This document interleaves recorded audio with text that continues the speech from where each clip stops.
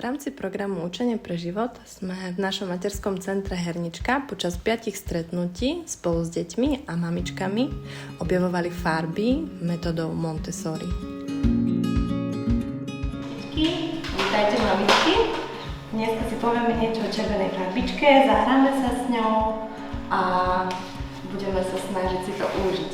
A najprv si povieme, čo som vám tu priniesla. Môžem poprosiť. Začneme, babi majú tá jedna Simonka. Poď pozrieť, čo je v košičku.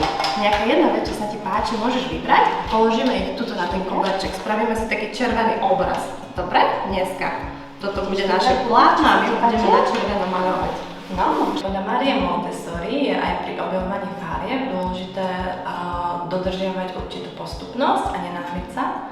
Tak ako my sme na stredkách postupovali týždeň po týždni, tak ideálne je s detičkami začať jednou farbou, ak už cítime a vidíme, že sú pripravené a že sa pýtajú, aká je to farbička, alebo že sa o farby zaujímajú. My sme začali červenou a aj s deťmi doma si môžete spraviť paletu farieb. To znamená, že si nájdete v domácnosti rôzne predmety v danej farbe. Ak začnete červenou, môže to byť červená deka, červený svetrik, červené jablčko. A spolu si tieto predmety pomenujete, uložíte si ich na koberec alebo na stôl, vytvoríte z nich krásny obraz.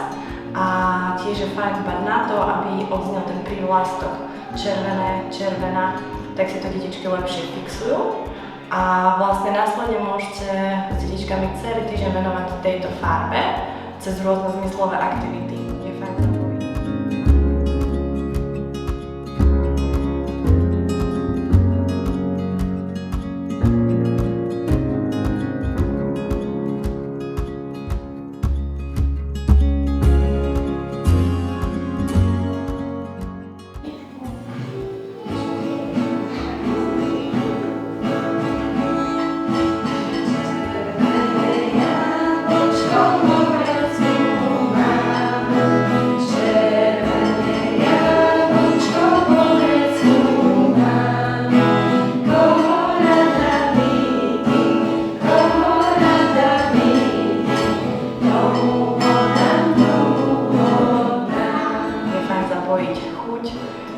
Ochutnávať ovoce zeleninku v danej farbe, zapojiť sluch. My sme pri červenom jablčku, pri červenej spievali pesničku Červené jablčko, zapojiť ruky, hmat, zrak.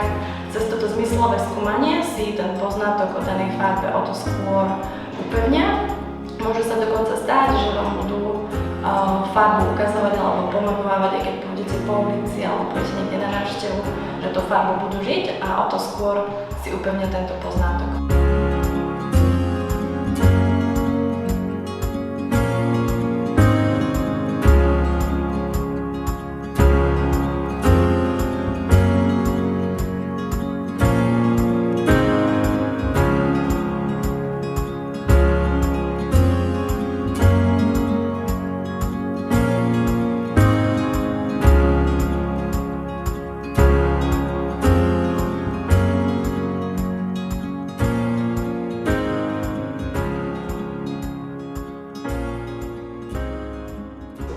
Takže keď s detičkami objavujete farby alebo čokoľvek iné, je fajn použiť trojkrokovú metódu.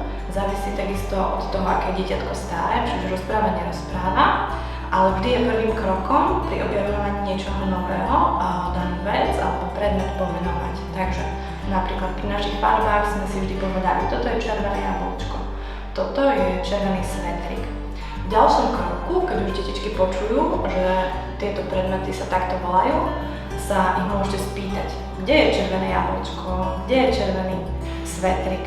No a deti, ktoré už vedia rozprávať, vám vedia následne povedať, čo je toto? A dieťatko povie červené jablčko. Čo je toto? Červený svetrik. A vlastne takto si upevníte ten poznatok a vy ho prevedete tou cestou poznávania.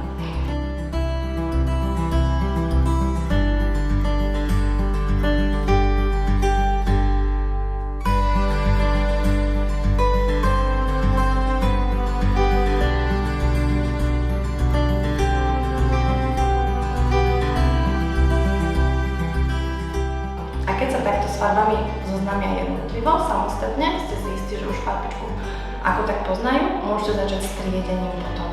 Aj na základe triediacich a kategórií začných aktivít zistíte, že či už si vlastne jednotlivé farby upevnili, či tomu rozumejú, či ich poznajú aj názvy. No a deti potom vlastne prirodzene sami zistia, že z základných farieb, ktorými sú červená, žltá a modrá, vznikajú farby sekundárne. My sme tiež potom prešli na zelenú a keď sa deti takto budú s farbami hrať, miešať ich, tak zistia, že vlastne vzájomným spájaním sa farby aj prednajú, mixujú a vznikajú nové a nové farby.